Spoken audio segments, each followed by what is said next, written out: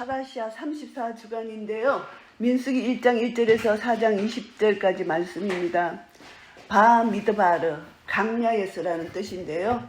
이 바미드바르, 이스라엘 백성들이 애굽에서 출애굽해서 이제 강야로 시내산에서 율법을 받고 십계명을 받고 이제 하나님께서 그 계명을 지키느냐 못 지키느냐 하나님 백성으로서 자격을 테스트하는 거예요. 그게 강야 생활이잖아요. 강야로 내보냅니다. 강야로 내보내는데 강야는 척박한 땅이잖아요.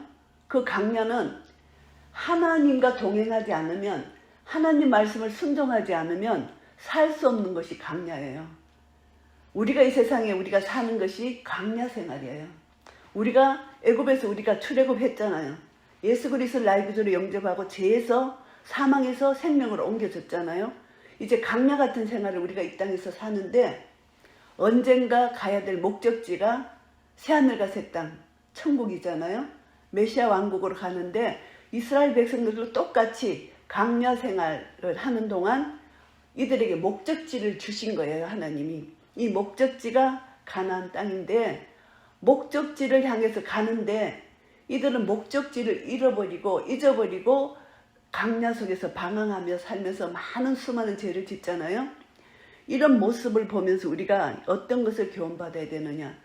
나의 정체성, 하나님이 가라고 하신 그 목적지까지 갈 수 있는 것은 나의 정체성을 다시 한번 확인하고 하나님이 주신 그 토라의 말씀을 가지고 한 걸음 한 걸음 순종하고 나가는 것, 이것을 우리에게 가르쳐 주시는 거예요. 그래서 바미드바르, 이 강야는 하나님 말씀이 있는 곳인데 이것을 다르게 말하면은 하나님 말씀이 없으면 살 수 없는 것이 강야다, 이렇게 생각합니다. 우리가 이 세상 살아가는데 하나님 말씀이 없이는 우리는 도저히 살아갈 수 없는 거예요. 이 세상 속에 죽은 시체와 같은 삶이잖아요. 하나님 말씀이 없이 사는 거는. 말씀이 날마다 나에게 생수를 공급해 주기 때문에 말씀을 먹어야 돼. 우리 목마를 때 생수를 먹지 않으면 이 갈증으로 견딜 수 없잖아요. 그것처럼 우리에게 날마다 이 생명의 말씀을, 이 말씀을 통해서 계속 생수를 공급받아서 우리가 여기까지 오고 살 수가 있잖아요. 그것처럼 우리가 약속의 땅까지 갈 때까지 날마다 하나님으로부터 공급을 받아야 되는데 이스라엘 백성들도 만나를 공급받았고 강야에는 길도 없고 물도 없어요. 근데 하나님께서 바위를 터뜨려서 물도 주시고 하늘에서 만나를 내리게 하시고 모든 것이 공급자 되신 하나님으로부터 오는 거예요.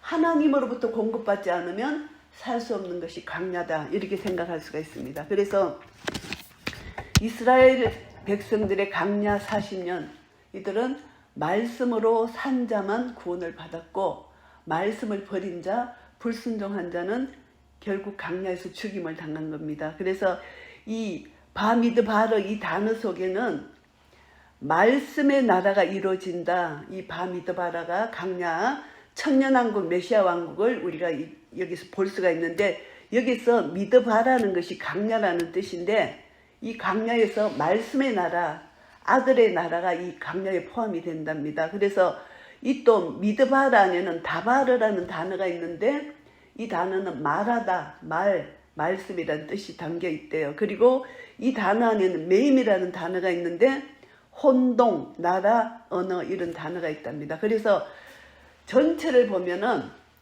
바미드바르, 이 강야에서는 하나님 말씀으로 하나님 나라가 이루어지는 것이 강야다, 이렇게 본다고 합니다. 그래서 잠언 3장 19절 말씀에 보시면은 하나님께서 천지를 창조하셨을 때 지혜로 땅을 세우셨다, 이렇게 말씀하셨잖아요. 이 하나님 말씀이 지혜예요. 호크마, 히브리어로 호크마, 지혜예요. 하나님은 모든 것을 지혜로 이렇게 땅을 창조하시고 온 우주 만물을 창조하신 분이 하나님의 지혜로 창조하셨다, 이것을 알 수가 있습니다. 민수기 1장 1절 말씀해 보시면은 이스라엘 자손이 애굽 땅에서 나온 후 제2년 2월 1일에 여호와께서 시내 강야 해막에서 모세에게 일러 가라사대. 이 강야 바미드바르가 이 강야라는 뜻이고요. 강야에서 하나님이 모세에게 어떤 말씀을 하셨나 하면은 너희는 이스라엘의 자손의 모든 해중 각 남자의 수를 그들의 가족과 종족을 따라 그 명수대로 계수할지니 이스라엘 중 20세 이상으로 싸움에 나갈 만한 모든 자를 너와 아론은 그 군대대로 계수하되 매 지파의 각기 종족의 두령 한 사람씩 너희와 함께 하라.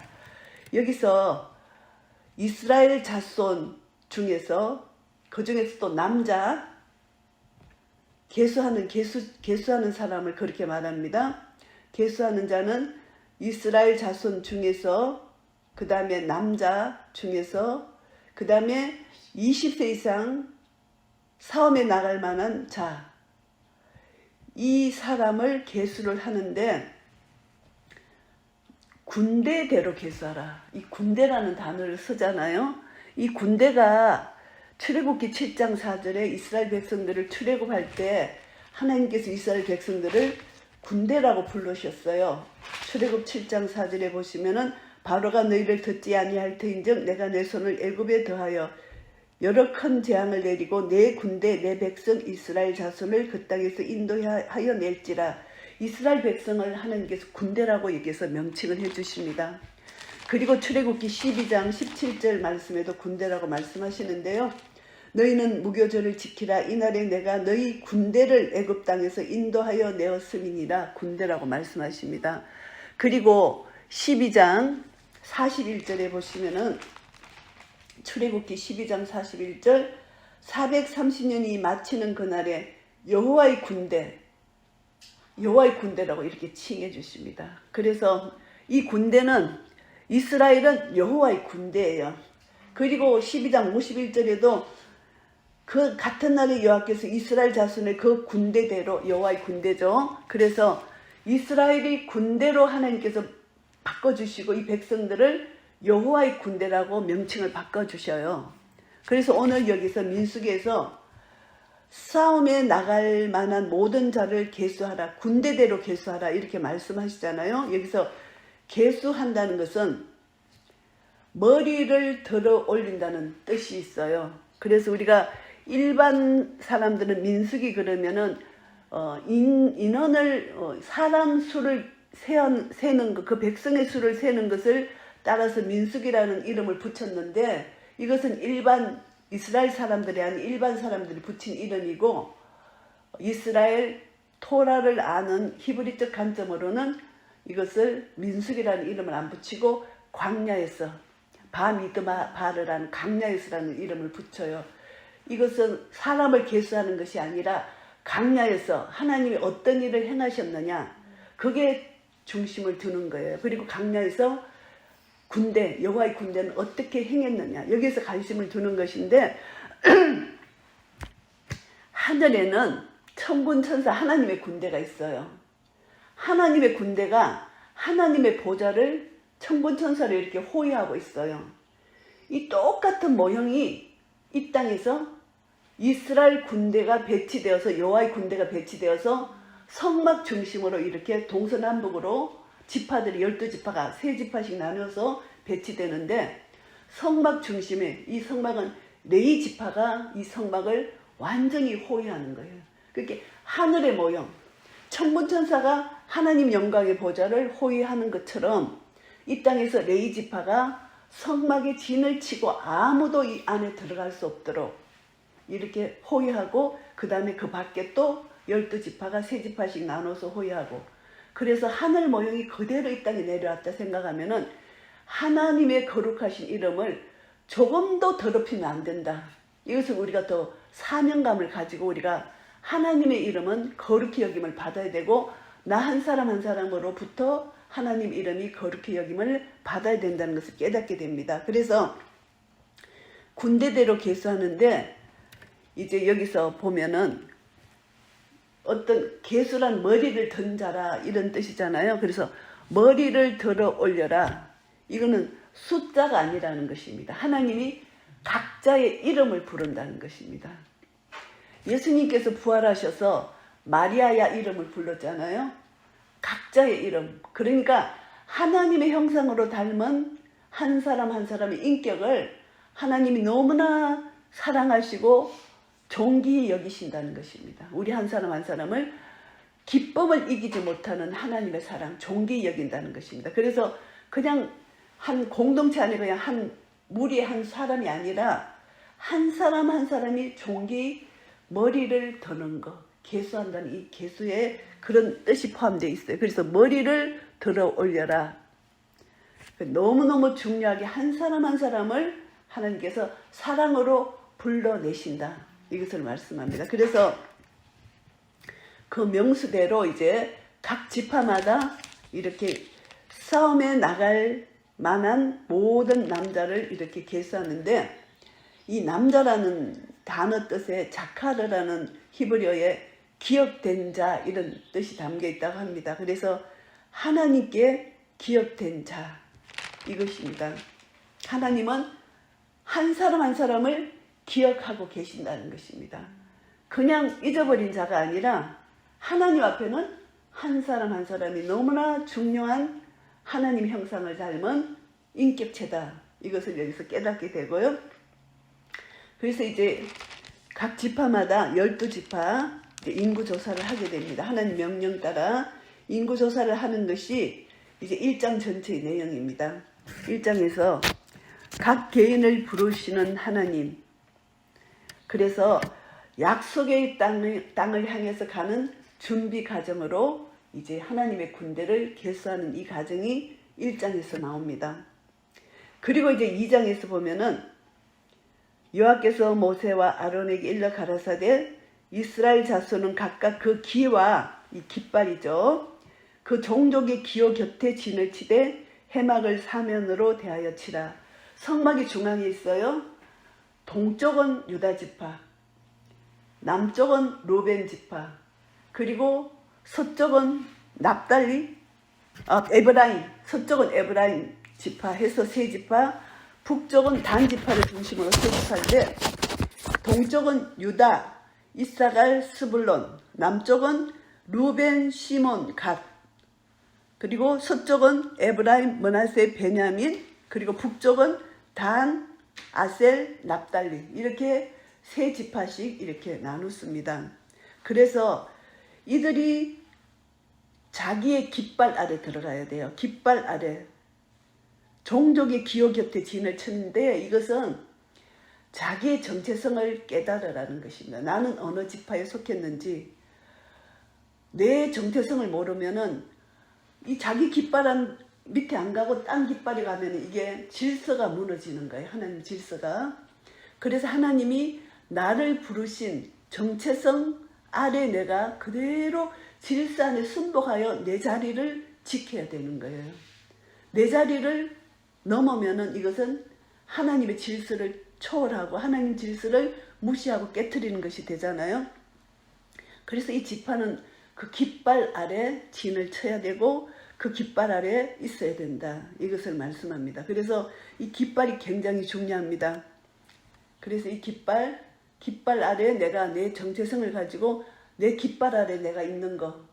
그래서 내가 하나님이 지어주신 경계선을 넘어가면 안 된다는 것입니다. 그래서 우리가 내가 다른 사람과 비교를 하면 절대 안 돼요. 비교를 하면 그거는 사탄이 주는 마음이에요. 하나님께서 나에게 재어준 경계선이 있어요. 이 경계선 안에서 감사하고 자족하는 것, 이것을 우리에게 가르쳐 주시는 거예요. 그래서 자족이 뭐냐? 하나님의 절대 주권 아래 내가 순종하는 것이 자족이에요. 이것이 너무너무 중요합니다. 사탄은 자꾸 비교하게 해요. 비교의식을 주면서 저 사람은 저런데 너는 왜 그러냐. 비교의식을 주면 절대 안 되는 거예요. 하나님이 나에게 주신 나에게 주신 달란트가 한 달란트면 한 달란트를 열심히 남겨야 되고, 5달란트를 받은 자는 5달란트를 열심히 남겨야 돼요. 사람들 보면 어떤 사람들은 달란트가 너무 많은 사람이 있잖아요. 그리고 어떤 사람은 달란트가 정말 없는 것 같은데 하나님은 한 가지씩 다 달란트를 주셨어요. 그래서 자기 깃발, 자기 지파 깃발 안에 있는 것이 너무나 중요하다. 이것을 여기서 교훈받습니다. 그래서 이제 유다 지파는 제일 먼저 이 유다 지파를 이제 진영이 이제 멈출 때는 성막을 중심으로 동쪽에 유다 지파를 선두로 해서 모이고, 그 다음에 루벤 지파를 선두로 해서 모이고, 그 다음에 남쪽이고 서쪽은 머나세 에브라임 지파를 선두로 해서 모이고, 북쪽은 단 지파를 선두로 해서 이렇게 성막 동서남북을 하는데, 이게 십자가 모양이에요. 성막을 중심으로 십자가 모양으로, 이것이 예수 그리스도의 예표라고 볼 수가 있습니다. 그런데 이제 이들이 진행을 할 때 이제 하나님께서 구름기둥 불기둥으로 이제 가게 하시잖아요. 진행을 할 때 어떻게 진행하느냐 하면은 제일 먼저 언약궤가 앞섭니다. 레위지파 언약궤, 이제 고핫 자손이 언약궤를 메잖아요. 제일 앞장서는 것이 레위지파 고핫 자손이 언약궤를 메고 법궤가 제일 앞에 갑니다. 하나님의 임재가 모든 것의 우선이라는 거죠. 법궤를 먼저 메고 갑니다. 그 다음에 제일 선두가 유다 지파예요. 유다, 이사갈, 스불론, 이것은 레아 자손에게 난 자잖아요. 그래서 원래는 루벤이 장자였는데 아비의 친상을 버렸기 때문에 루벤이 장자에서 탈락당했어요. 그래서 유다 자손으로 메시아가 오기 때문에 하나님이 유다 지파를 가장 번성하게 해주셨어요. 구약에서 하나님의 축복은 자손의 번성이잖아요. 그래서 유다 지파가 제일 앞장섭니다. 법궤가 제일 앞장서고, 그 다음에 유다, 이사갈, 스불론, 그 다음에 성막 부품이 이제 그 사이에 들어갑니다. 게르손, 머라리, 이 사람들은 레위 지파에 속하는데 성막 부품을 이제 이고 지고 이렇게 운반하는 겁니다. 그 다음에 루벤, 시몬, 갓 지파가 딱 이렇게 세대로 정렬돼서 있고, 그 다음에 성막 기구, 고핫 자손이 성막 기구를 운반하는, 고핫 자손이 이제 성막 기구를 담당하고, 그 다음에 에브라임 앞장서서 머나세, 베냐민 요 진영, 요게 세 번째 진영이죠. 서쪽 진영.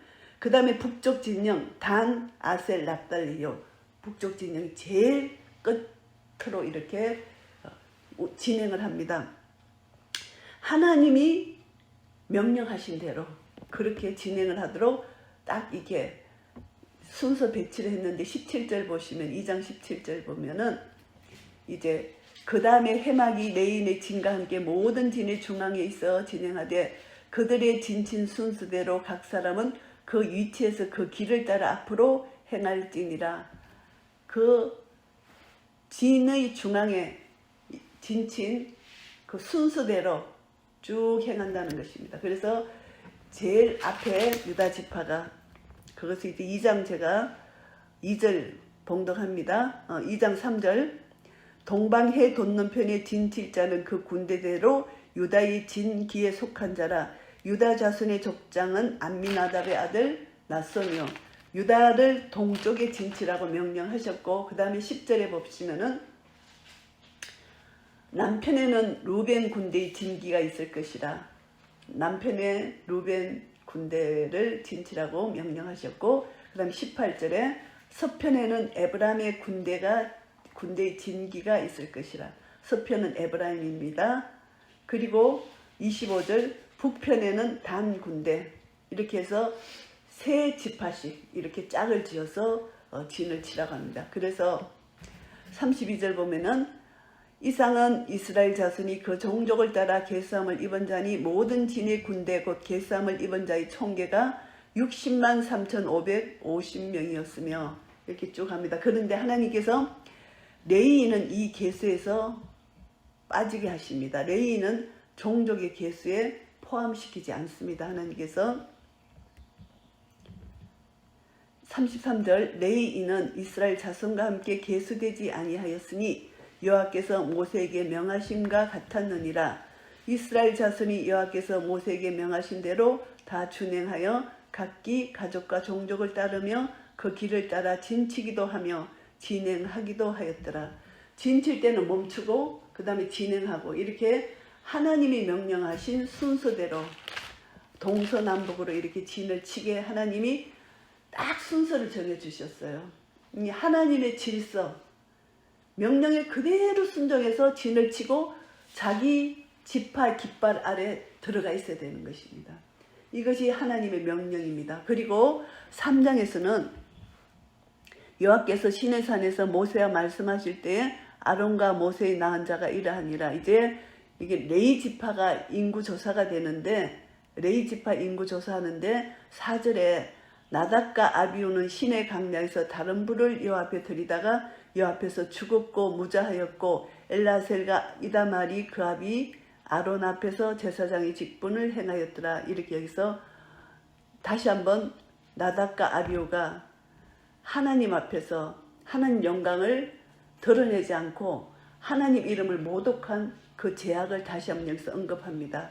그래서 레위 지파의 사명이 얼마나 중요한지를 다시 한번 깨닫게 해주시는데 5절 말씀에 여호와께서 또 모세에게 일러 가라사대 레위 지파로 나와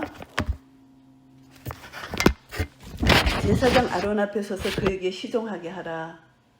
레위 지파가 이제 제사장 아론 앞에서 시위하는데 그들이 해막 앞에서 아론의 직무와 온 회중의 직무를 위하여 해막에서 시무하게 하는데 곧 해막의 모든 기구를 수직하며 이스라엘 자손이 직무를 위하여 장막에서 시무할지니 백성들이 접근하지 못하도록 거기서 수위 지킨다는 것입니다. 그래서 이제 이렇게 명령을 하는데 3장 12절 말씀을 보시면은 보라 내가 이스라엘 자손 중에서 레위인을 택하여 이스라엘 자손 중 모든 첫 해에서 처음 난 자를 대신케 하였은즉 레위인은 내 것이라. 처음 난 자는 다 내 것임은 내가 애굽 땅에서 그 처음 난 자를 다 죽이던 날에 이스라엘의 처음 난 자는 사람이나 짐승을 다 거룩히 구별하였음이니 그들은 내 것이 될 것임이니라. 나는 여호와이니라. 이렇게 말씀하십니다. 모든 처음 난 자는 여호와의 것이라는 것입니다. 그리고 레위인도 첫 해에서 처음 난 자를 대신케 한다는 것입니다. 레위인이 내 것이다. 이것은 어떤 말씀인가 하면은 인구조사를 다 했는데 39절에 보면은 레위인은 따로 인구조사를 했잖아요. 레위인의 남자 1개월 이상 남자의 수요가 22,000명이에요. 이건 군대 수가 아니고 1개월 이상 남자의 수요입니다. 첫 해석은 다 여호와의 것이기 때문에 레위인은 22,000명인데 43절에 보면은 42절에 모세가 여호와께서 자기에게 명하신 대로 이스라엘 자손 중 모든 처음 난 자를 계수하니 1개월 이상으로 계수함을 입은 처음 난 남자의 명수가 총계가 22,173명이었더라.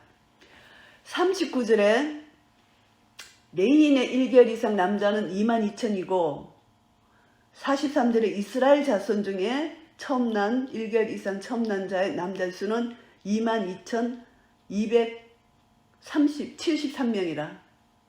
그러면은 273명이 부족해요. 레위인보다 이스라엘 처음 난 자가 273명이 더 많은 거예요. 그래서 여기서 이제 속전을 해야 되는 거예요. 이것이 예수 그리스도의 속전의 예표가 됩니다. 예수님이 우리 죄를 대신하셔서 십자가로 우리 죄값을 속량해 주셨잖아요.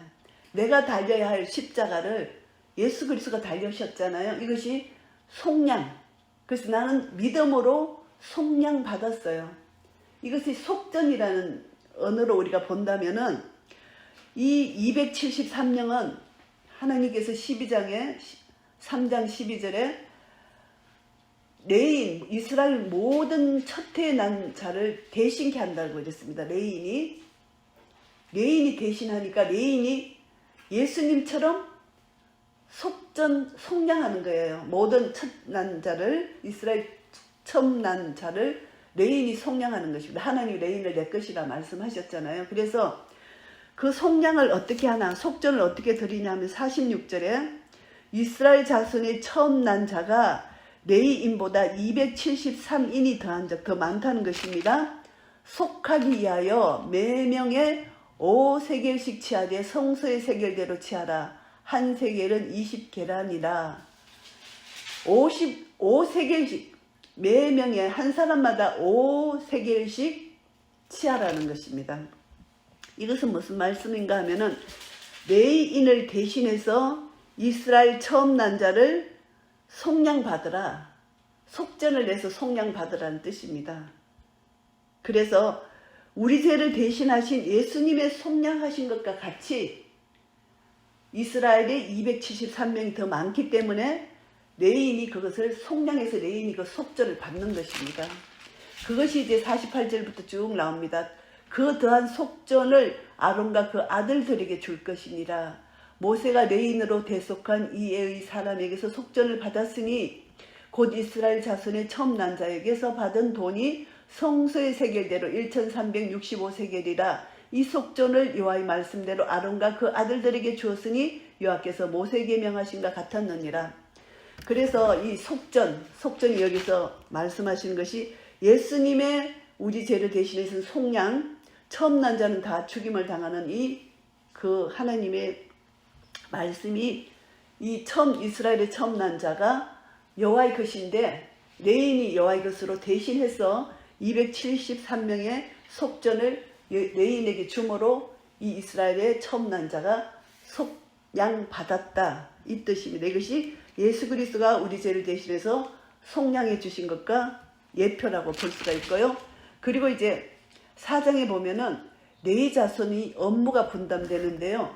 레위 자손은 3장 17절에 레위의 아들들이 이름은 이러하니 게르손, 고한, 머라리라 이렇게 말씀하셨거든요. 그러니까 세 지파가 아니라 이 레위 지파의 게르손, 고한, 머라리에게 이렇게 성막 운반하는 이런 사명을 맡기셨어요. 이들에게 사명을 맡겼는데 3장 32절에 보면은 제사장 아론의 아들 엘르아살은 레위인의 족장들의 어른이 되고 또 성소를 맡을 자를 통할할 것이니라.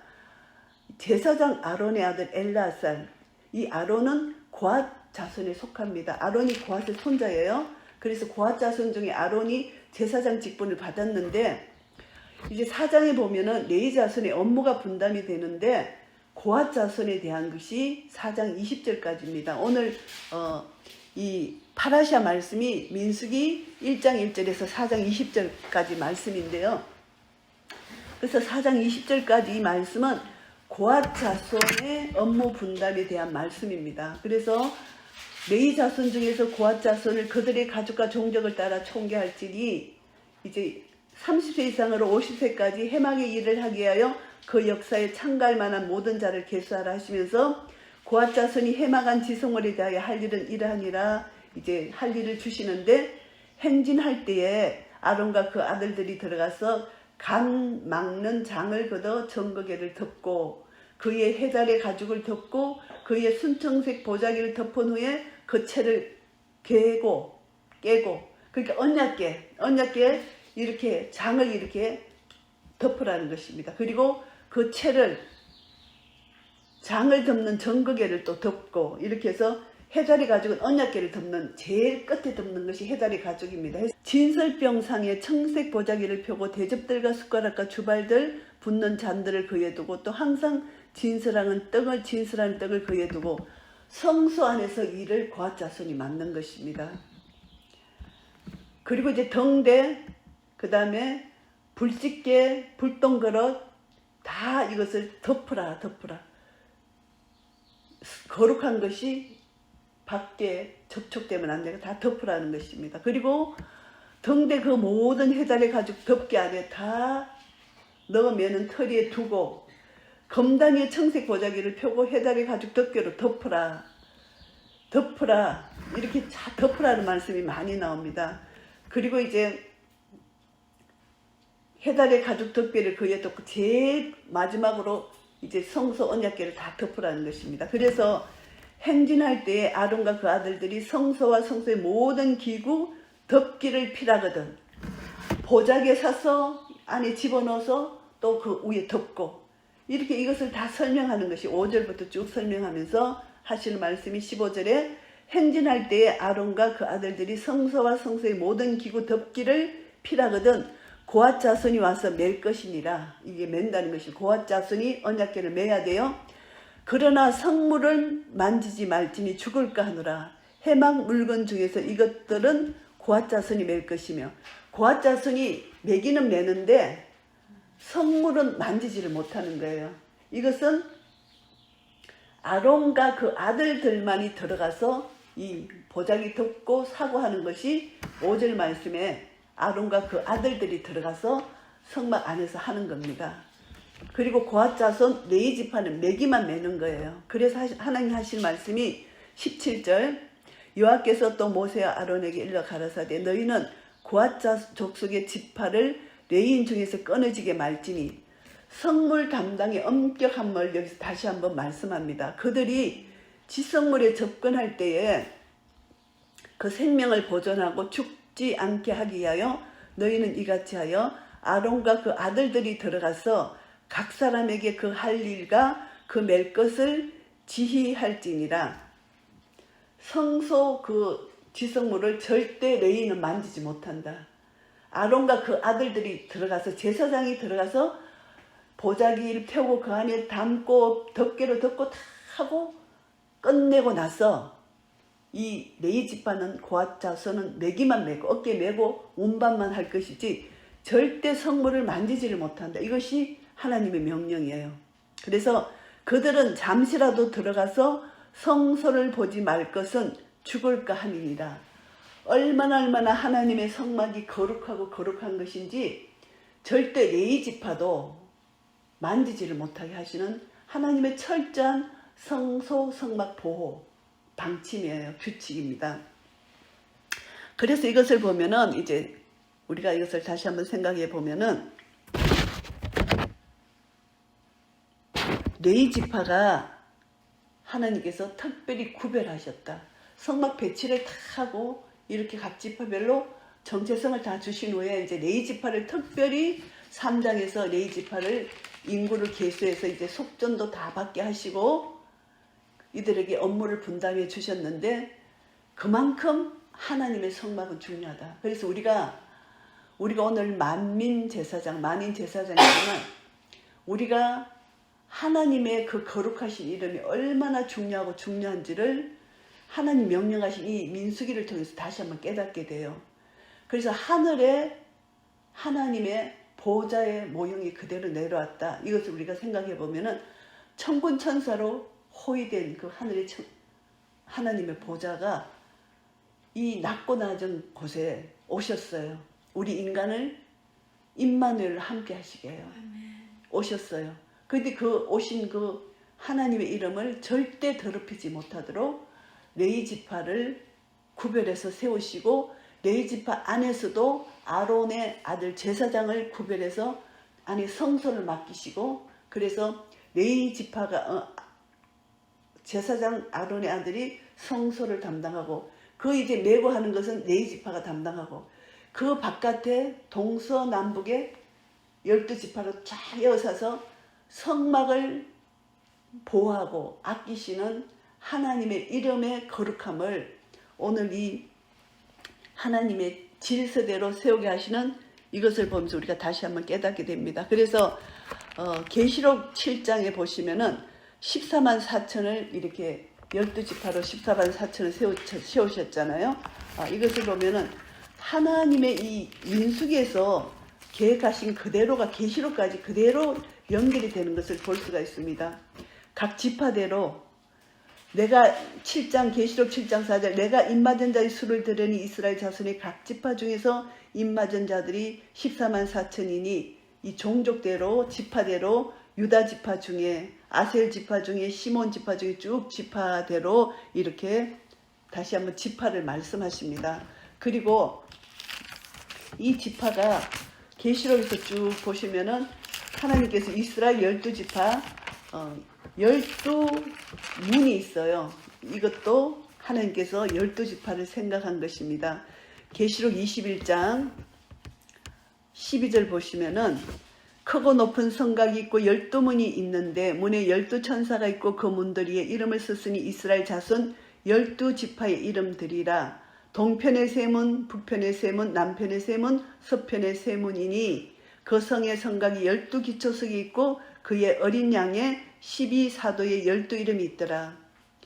이것이 민수기에서 12지파, 3지파씩 해서 한 12지파의 이름, 이 성곽, 하늘 보좌의 성곽의 기초가 민수기에서 냈던 그 모형을 우리가 생각할 수가 있습니다. 결국은 하나님께서 계획하시고 하나님께서 완성하신 계시록에 이것을 보면서 하나님은 이스라엘 자손의 12지파의 이름, 한 사람 한 사람을 기억하시는 하나님의 사랑, 이것을 생각할 수가 있습니다. 그래서 하나님은 이스라엘을 선택하시고 이스라엘을 버리시지 아니하셨다. 구원은 1대1로 하지만 하나님은 이스라엘 백성들을 이제 알리하셔서 그 나라로 가게 하셔서 거기서 1대1의 구원의 역사를 이루시게 하여 하나님의 구원 계획은 계시록까지 이어지는 그 하늘 보좌의 그 모형 그대로를 우리가 다시 한번 기억할 수가 있다는 것을 알게 되고요. 그리고 이제 유다 지파에는, 유다는 찬송을 하는 자잖아요. 유다에게 하나님이 축복해 주셨을 때 유다는 찬송을 한다. 창세기 49장에 보면은 유다 지파에게 주신 복이 찬송의 복이에요. 그래서 제일 앞장 49장 8절 유다야 너는 내 형제의 찬송이 될지라, 이렇게 영적 장자의 축복을 줬잖아요. 유다는 제일 앞장서서 동쪽, 해가 뜨는 동쪽, 그리고 에스겔서에 보면은 하나님의 영광이 동쪽에서 와요. 하나님의 영광이 떠날 때도 동쪽으로 떠났지만 그 영광이 다시 회복될 때 동쪽으로 오거든요. 그래서 동쪽은 하나님의 임재, 영광의 임재를 상징하는데 유다가 동쪽 제일 앞에 서서 감사와 찬양으로 이제 언약궤를 제일 앞세우고 찬송을 하면서 행진을 하는 것입니다. 이 감사와 찬양이 얼마나 중요한지 모릅니다. 그래서 유다 지파가 영적 장자가 되어서 제일 앞장서서 이제 진행을 합니다. 그래서 이 동쪽은 빛을 받아들이는 것입니다. 동쪽에서 빛이 오잖아요. 그래서 이 빛은 아름다운 하나님의 영광의 임재, 동쪽에서 옵니다. 그리고 해가 서쪽으로 뜨잖아요. 서쪽은 이제 열매를 맺는 것으로 봅니다. 이제 해가 떠서 이제 질 때 전에 열매를 맺는데 해가 지면 또 새로운 해가 뜨잖아요. 그래서 서쪽은 소망을 가질 수가 있는 거예요. 또 새로운 해가 뜨는 것이다. 이렇게 해서 그래서 열매를 거두서 저장하고 낭비하는 삶이 아니고 다음을 준비하는 것. 이 이제 서쪽 각 지파마다 그 하나님이 주신 사명이 다른 거예요. 그래서 이제 서쪽 지파는 그런 사명을 받았다고 생각한다면은 남쪽 지파는 루벤을 선두로 해서 한 남쪽 지파는 자비의 그 진영이라고 볼 수가 있다고 합니다. 그래서 하나님의 사랑, 그래서 자비는 하나님의 사랑이 널리 퍼지는 것, 확장. 그래서 하나님의 아들을 보라. 이런 루벤 지파는 이런 은혜를 받은 것이고, 그 다음에 북쪽 지파는, 단 지파는 하나님의 공의의 심판, 하나님의 경계. 그래서 이 북쪽은요, 계시록에 보면 하나님의 왕자가 계신 곳이에요. 그래서 하나님의 왕자가 계신 곳에 하나님은 심판하시고 또 하나님은 그곳에서 사랑을 베푸시고 그 왕자에서 일어나는 일들이잖아요. 그래서 그 동서남북 진영을 생각하면서 우리가 하나님의 속성을 우리가 생각할 수가 있는 거예요. 하나님은 영광의 보좌로, 우리가 하나님은 영원토록 찬양받으실 분이고, 그리고 하나님의 사랑과 하나님의 공의, 하나님의 찬양받으신 하나님, 또 새로운 일을 우리가 또 잘못했을 때 또 하나님 회개케 하여 주시고, 또 우리의 삶 속에서 열매를 맺게 해주시고, 또 새로운 일을 시작하셔서 또 동쪽에 해를 뜨게 하시고 또 해를 지게 하시고, 하나님의 이렇게 순환하시는 하나님, 우리를 사랑하셔서 계속 돌보시고 이끌어 주시고 이렇게 하시는 하나님의 사랑. 그러나 그 하나님의 사랑은 반드시 공의가 있다는 것, 거룩하신 하나님 속성을 우리가 생각할 수가 있습니다. 그래서 여기서 보면은 하나님이 우리에게 주신 이 은혜, 놀라운 은혜, 이것을 이제 다시 한번 우리가 이제 말씀을 가지고 제가 정리하겠습니다. 광야에서 하나님이 우리에게 주신 이 은혜는 말씀을 주셨다. 토라의 말씀을 주셨다. 토라의 말씀을 주시지 않으면 절대 이스라엘 백성들을 광야로 보내지 않으셨다는 것입니다. 그래서 하나님은 무엇을 주시고 명령을 하세요. 우리에게 사명을 주시면은 반드시 사명을 감당할 수 있는 능력을 주시는데 그 능력이 우리에게 주시는 토라의 말씀이고 그 능력이 각자에게 주신 성령님이에요.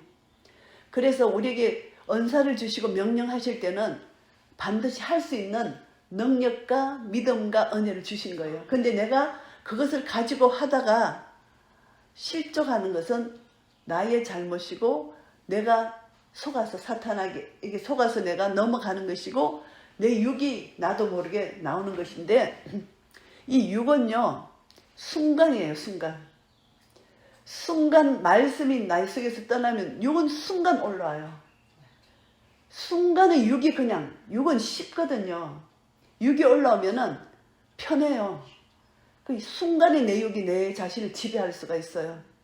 근데 그것을 이제 제어하고 하는 내 영이 깨어있지 않으면은 혼이 그냥 세상 음악, 세상 문화 속에 넘어가면 육은 금세 따라가는데 하나님이 성막 중심으로 성막이 빛이에요. 토라예요. 이 토라의 말씀이 빛이에요. 빛을 중심으로 하나님이 예배를 드리는데 이 예배는 믿는 자가 빛을 가진 자가 말씀을 가지고 하나님 이름을 높여드리는 것. 이 거룩한 행실 이것이 예배예요. 이것을 못하면 존재 가치가 없는 거예요. 그래서 이것을 우리가 감당해야 된다. 직무를 감당해야 된다. 그래서 이제 이 민수기가 시작되는데 메시아 왕국이 광야 여정이 완성되는 왕국이 메시아 왕국인데 이제 우리가 이 광야 여정을 말씀대로 순종하여 갈 때 완전한 완성이 일어나잖아요. 광야 여정 우리가 지금 가고 있어요. 그래서 언젠가 우리가 이제 메시아 왕국에 도달할 텐데 이 여정을 걸어가는데 제일 중요한 것이 우리 속에 토라의 말씀을 믿음으로 순종하느냐 순종하지 못하느냐 이것이 너무너무 중요한 거예요. 순종하지 못하다가 1세들은 광야에서 다 죽임을 당했잖아요. 그래서 믿음이 너무너무 중요하고 그리고 말씀을 믿고 순종하는 것이 중요한데 내가 말씀을 믿지 못하고 순종하지 못하면은 가나안 땅까지 갈 수가 없는 거예요. 사탄이 우리를 가만두지 않잖아요. 창세기 3장 15절에 여자의 후손과 뱀의 후손이 있잖아요. 뱀의 후손이 끊임없이 우리를 공격하잖아요. 그래서 이 말씀 가운데 광야 여정을 갈 때 반드시 질서대로 행해야 된다. 질서가 깨어지면은 공동체가 깨어지면 질서가 없으면 이게 무너지는 거예요. 사탄이 밥이 되는 거예요. 그래서 하나님 앞에서 우리는 질서 있게 세워진 거예요. 질서가 너무너무 중요하다. 내가 교만해서 이 질서를 깨면 안 되는 거예요. 이 군대가 하나님의 군대, 여호와의 군대라 그랬잖아요. 왜 여호와의 군대라고 말했어요? 여호와의 군대는 영적 전쟁을 치러야 되기 때문에 여호와의 군대라고 말씀하신 거예요. 그래서 반드시 영적 전쟁이 있다. 이 광야는 영적 전쟁을 대비해서 우리는 군대가 돼야 되는데 이 군대는 디모데 후서 2장 3절에 우리에게 뭐라고 하셨나 하면 우리 보고 군사래요. 하나님께서 디모데 후서 2장 3절 내가 그리스도 예수의 좋은 군사로 나와 함께 고난을 받을지니 군사로 다니는 자는 자기 생활에 얽매이는 자가 하나도 없나니 이는 군사로 모집한 자를 기쁘게 하려 함이라. 경계하는 자가 법대로 경계하지 아니하면 면류관을 얻지 못할 것이며 우린 군사로 불러주셨기 때문에 군사로 모집한 자를 기쁘게 해드려야 된다는 것입니다. 그래서 경계를 하는 자는 또 법대로 경계하는데 이제 농부 비유와 이제 경계하는 자를 비유하는데 우리는 복음을 인하여 내가 죄인과 같이 매이는 데까지 고난을 받았으나 하나님의 말씀을 매이지 아니했다. 이 복음은 매이지 아니했습니다. 우리 몸은 매일 수가 있지만 복음은 절대 매이지 않습니다. 그래서 우리는 좋은 군사로 부름을 받아서 주님과 함께 고난을 받아야 돼요. 그래서 마태복음 6장 33절 그런즉 너희는 먼저 그의 나라와 그의 의를 구하라 이렇게 말씀해 주셨고, 에베소서 6장 12절 우리의 시름은 혈과 육이 아니다. 정사와 건세와 어둠의 세상 주관자들과의 시험이다. 이렇게 말씀하십니다. 에베소서 6장 11절 마귀의 계계를 영리 대적하기 위하여 하나님의 전신갑주를 입어라. 우리의 시름은 혈과 육에 대한 것이 아니요 정사와 건세와 이 어둠의 세상 주관자들과 하늘에 있는 악의 영들에게 대함이라. 그러므로 하나님의 전신갑주를 취하라. 이는 악한 날에 너희가 능히 대적하고 모든 일을 행한 후에 서기 위함이라. 하나님 전신갑주를 입으라고 말씀하십니다. 이 전신갑주는 말씀이잖아요. 우리가 말씀으로 다 무장해야 되는데, 예수님께서 강야에서 40일 동안 사단의 시험을 받았는데 성령님에게 이끌려서 강야로 가셨어요. 우리도 이 강야 같은 이 세상 속에 성령님에게 이끌려서 강야로 살아가면은 예수님처럼 말씀이 내 중심에 있어서 예수 그리스도를 뿌리를 받고 세움을 입어서 믿음에 굳게 서 있을 때 말씀으로 이길 수가 있는 거예요. 이 강야 같은 세상 속에 하나님의 전신갑주 말씀을 입고 말씀을 내 속에 익히면은 전신갑주가 성령으로 말미암아 말씀이 탁탁탁탁 진짜 팝콘처럼 성령이 탁탁 임하면 말씀이 팍팍 튀어나와요. 내 속에서 말씀으로 그때그때마다 사탄을 싸워서 이길 수가 있는 거예요. 그래서 이것이 너무너무 중요하다는 것입니다. 그래서 우리는 영적 전쟁을 위한 질서 있는 여호와의 군대입니다. 이 여호와의 군대는 하나님의 임재를 중심으로 세워졌기 때문에 날마다 내 삶 속에서 하나님의 임재, 하나님의 영광을 경험해야 돼요. 그래서 우리가 어떤 상황과 형편에서도 하나님께 여쭤봐야 돼요. 하나님께 여쭤보면은 하나님께서 답을 주세요. 해답을 주시는데, 그리고 우리가 말씀을 묵상하다 보면은 찬송가로도 하나님께서 답을 주세요. 그래서 제가 오늘 갑자기 눈을 떴는데, 어제 계속 나가 이제 이 말씀을 받으면서 계속 강야가 무엇입니까? 이게 강야에서 나는 지금 어떤 일을 행하고 있습니까? 이제 강야에 대해서 묵상을 하는데, 아침에 눈을 딱 떴는데 하나님께서 찬송가를 주시는 거예요. 찬송가가 446장 오 놀라운 구세주 예수 내 주 참 능력의 주시로다. 큰 바위 및 샘솟는 그것으로 내 영혼을 숨기시네. 메마른 땅을 종일 걸어가도 나 피곤치 아니하며 저 위험한 곳 내가 이를 때면 큰 바위에 숨기시고 주 손으로 덮으시네. 이것이 강야 생활이에요. 강야 생활을 하는데 하나님이 인도해 주시고 보여주신다는 것입니다. 오 놀라운 구세주 예수 내 주 내 모든 짐 벗기시네. 큰 지악에서 날 끌어올리시며 또 나에게 힘주시네. 청량 못할 은혜로 채우시며 널 성령에 감아주사 큰 기쁨 중 주님을 찬양토록 내 생활을 도우시네. 주 예수님 공중에 임하실 때 나 일어나 맞이하리. 그 구원의恩청을 노래하리. 저 천군과 천사 함께. 메마른 땅을 종일 걸어가도 나 피곤치 아니하며 저 위험한 곳 내가 이를 때면 큰 바위에 숨기시고 주 손으로 덮으시네. 이 찬양이요, 우리 삶 속에서 힘들고 어려울 때 찬양의 능력을 이길 수가 있잖아요.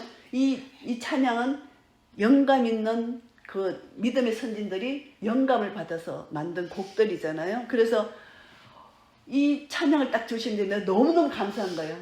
그래서 하나님께서 강야를 행할 때 우리가 말씀과 찬양과 기도의 능력으로 나아갈 때 우리에게 승리를 안겨주시는 하나님의 능력이 있구나, 이것을 다시 한번 생각해 봤습니다. 그래서 강야는 배움의 장이에요. 우리가 배워요. 강야를 가다 보면요, 강야에서 나는 식물이 가장 명약이래요. 그 약초. 강야에 이게 막 물도 없고 그런데 생명이 산대요. 근데 막 이렇게 아침 이슬 받고 이렇게 해서 막 거기서 이제 막 살아남잖아요. 그 약초가 정말 진귀한, 우리 산삼처럼 진귀한 약초가 강야에서 난대요. 이스라엘 랍비가 그렇게 말을 하더라고요. 그리고 이제 그것이 바로 기적이죠. 그리고 이 강야는 우리가 말씀을 배워서 그대로 실천하는데 돌파, 이 돌파가 너무너무 중요해요. 뛰어넘는 거. 우리가 강야를 어떤 이게 길을 건너려 보면 돌도 있고 돌도 있는 이것을 뛰어넘는 거예요. 이 뛰어넘는 것은 믿음이 있어야 되잖아요. 믿음으로 뛰어넘어야 되는 거예요. 그런데 내 혼으로는 사탄이 내 혼을 막 공격하는 거예요. 니는 절대 못해. 하나님 왜 너를 이렇게 만드셔서 하나님을 원망케 하고 막 그러잖아요. 근데 믿음으로 이것을 뛰어넘는 그런 역사, 그런 은혜를 하나님이 주신다는 겁니다. 돌파를 경험해야 된다. 이것을 깨닫게 됩니다. 우리가 삶 속에서 돌파를 경험해야 돼요. 이 돌파를 경험하지 않으면 하나님의 살아계심을 내가 경험하지 못하잖아요. 돌파를 한 번만 경험하면 하나님이 또 역사하실 것이다. 이것을 또 우리가 깨닫게 되는 것입니다. 그래서 날마다 내 삶 속에서 이 돌파를 경험해야 돼요. 그래서 많은 믿음의 선진들의 간증들이 있잖아요. 그들은 눈에는 아무것도 안 보이는데 믿음은 바라는 것들의 실상이고 보지 못하는 것들이 증거잖아요. 아무것도 없어요. 절대 길이 없어요. 그런데 돌파를 할 수 있는 믿음을 주시는 거예요. 그 믿음으로 나아가면은 하나님이 역사하시는 거예요. 그것을 우리가 삶 속에서 경험해야 돼요. 믿음이 얼마나 중요한지를 모른다는 거죠. 그래서 오늘 이 말씀 속에 하나님은 우리 한 사람 한 사람을 아신다. 이것이 너무너무 중요하잖아요. 나는 정말 그때 내 믿음이 연약할 때, 내가 유저지 살 때, 내가 감기가 걸려서 우리 친정아버지한테 전화를 할 때 아버지가 너 감기 걸렸구나. 내 목소리 들으시고 전화를 끊고 나서 내가 얼마나 울었는지 몰라. 우리 친정아버지, 유기아버지도 내가 감기 걸린 걸 아시며 이렇게 위로해 주시는데 하나님 아버지는 내 감기 걸린 게 이게 문제가 내 모든 것을 아신다. 하나님 아버지의 사랑을 내가 생각하면서 너무너무 감격의 눈물을 흘렸던 것이 기억이 나요. 하나님은 내 모든 것을 아시는 거예요. 내가 지금 처해 있는 형편처지, 내가 다른 사람한테 말 못하는 어떤 것도 하나님은 내 모든 것을 아신다는 것입니다. 그래서 하나님께 모든 것을 아뢰 때 하나님은 나를 돌봐주신다는 것입니다. 그래서 하나님과 더 긴밀한 교제, 하나님이 나를 강야로 인도하신 이유가 있는 거예요. 강야를 나를 내보내신 이유가 있는 거예요. 나를 성장시키기 위해서, 나를 성화시키기 위해서 이렇게 강야로 인도해 주셨고, 그런데 인도해 주셨는데 내가 아버지 부르면 아버지가 나를 찾아오세요. 내가 아버지를 찾아가는 것이 아니라 아버지가 힘들어서 아버지 부르면 아버지가 나를 찾아오세요. 내가 너를 다 안다. 다 안다 하시면서 돌봐주시는 아버지의 사랑. 그 사랑을 생각한다면 이 강야는 축복의 장소인 거예요. 그래서 우리가 축복받는 거예요. 이 강야 속에서. 그래서 우리가 이제 깃발 안에만 있으면, 지파의 깃발 안에만 있으면 나의 정체성, 나는 하나님의 자녀의 정체성이다. 이 정체성만 갖고 있고, 그리고 하나님 말씀을, 토라의 말씀을 내가 갖고 성막 중심으로 이 내 안에 있는 성전 안에 토라의 말씀으로 채우고 말씀으로 내가 살아가면은 하나님께서 나를 끝까지 책임지신다는 거. 그것이 우리가 영이 이미 우리는 거듭났기 때문에 우리는 하나님의 자녀라는 인침을 받았어요. 하나님 자녀는 인침을 받았기 때문에 끝까지 하나님 우리를 책임지신다는 것입니다. 우리가 지금 강야 생활을 합니다. 근데 강야는 하나님의 음성을 듣는 곳이에요. 하나님 음성을 들어야 돼요. 우리 날마다 하나님 음성을 들어야 돼요. 음성을 못 들으면 우리는 억울한 삶을 사는 거예요. 사탄에게 이 시간을 뺏기는 거예요. 그래서 날마다 기도하면서 그냥 내 맘만 다다다닥 하는 게 기도가 아니라 하나님께 아뢰는 거예요. 하나님께 아뢰면 하나님이 말씀해 주세요. 말씀으로 말씀해 주세요. 말씀으로 말씀해 주시면 그것을 듣고 이렇게 너무나 이 보화, 무궁한 하나님 속에 감춰진 이 보화, 무궁한 보화를 내가 캐낼 수 있는 은혜를 주시는 거예요. 그래서 강야에서 하나님의 자녀로 빚어지고 예수님의 형상으로 빚어져서 우리의 삶을 통해서 하나님께 온전한 영광 돌려드릴 수 있는 그런 은혜를 우리에게 주신다는 것입니다. 그래서 우리는 구별된 삶을 살아야 된다. 거룩한 삶을 살아야 된다. 이것을 다시 한번 깨닫고요. 그 다음에 하프타라 말씀은 호세아서 2장 1절에서 23절 말씀인데 메시아가 오시는 날 유다 백성은 내 백성이다 이렇게 말씀하신다는 겁니다. 이들이 너무나 타락하고 우상을 숭배했지만 메시아가 오시는 날, 주님이 재림하시는 날 하나님 은혜를 다시 입은 자다. 애굽의 속방에서 속량받은 자, 이제 이들이 회개하고 주께로 나올 것이라는 것을 이제 호세아 선지자를 통해서 완전히 고멜과 같은 타락한 이 여자가 완전히 정말 엄난한 여자 유다 이스라엘이 하나님께로 돌아올 것이다. 이것을 여기서 소망으로 말씀해 주시는 것입니다. 그 소망이 없는 골짜기, 그 골짜기에 소망을 주시는 그런 은혜를 호세아서를 통해서 말씀하십니다. 그래서 아무리 이 땅에 살면서 엄난을 저지르고 하나님 말씀에 불순종할지라도 하나님은 소망이 없는 악올 골짜기, 죽음의 골짜기를 소망의 문을 열어주시는 것입니다. 그래서 소망의 문을 열어주실 때 우리는 이스라엘 백성들이 그 골짜기, 소망의 골짜기로 간 것처럼 이 땅에서 회개하고 돌아오는 자들이 있다는 것입니다. 그래서 예수 그리스도가 마라나타 빨리 오셔야 되지만 아직도 이 땅에 죽어가는 영혼들이 회복되는 기간이 필요하기 때문에 지금 예수 그리스도가 드디어 오시는 것이죠. 그래서 이제 소망, 악올 골짜기, 소망이 없는 골짜기에 소망을 주셔서 속량할 수 있고 다시 은혜를 다시 입은 자, 내 백성이라 일컬음을 받는 그런 날이 올 것이다. 이 호세아 선지서를 통해서 말씀해 주셨고요. 브리트 하다시아는 로마서 9장 22절에서 33절입니다. 이것은 이스라엘이 잠시 유기 상태에 들어갔잖아요. 이스라엘이 우상을 숭배하고 하나님을 버렸습니다. 그런데 하나님의 지혜로 이스라엘을 잠시 유기 상태에 두시고 이제 이방인의 충만한 수가 들어오기까지 이스라엘의 들은 완악하게 된 것이잖아요.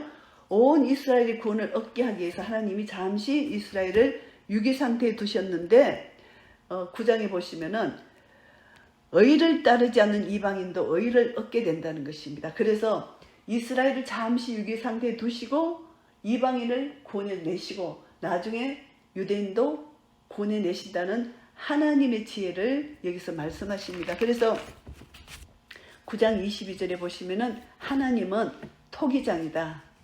토기장이가 기이 설 그릇과 천이 설 그릇을 만드는 토기장이라는 것입니다. 그래서 토기장이가 하나님 뜻대로 하나님의 백성을 만드시는데 호세아 글을 여기서 인용하면서 내가 내 백성 아닌 자를 내 백성이라 사랑치 아니한 자를 사랑한 자라 부르리라 너희는 내 백성이 아니라 한 그곳에서 저희가 살아계신 하나님의 아들이라 부름을 얻으리라. 이방인의 구원입니다. 그래서 하나님은 이방인도 구원해 주시고 유대인도 구원해 주셔서 한 세 사람을 만드는 것이 하나님의 구원 계획, 하나님의 지혜라는 것입니다.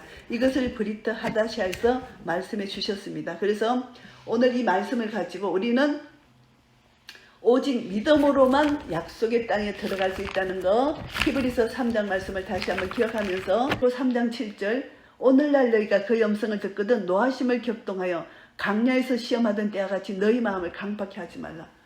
계속해서 마음을 강팍히 하지 말라.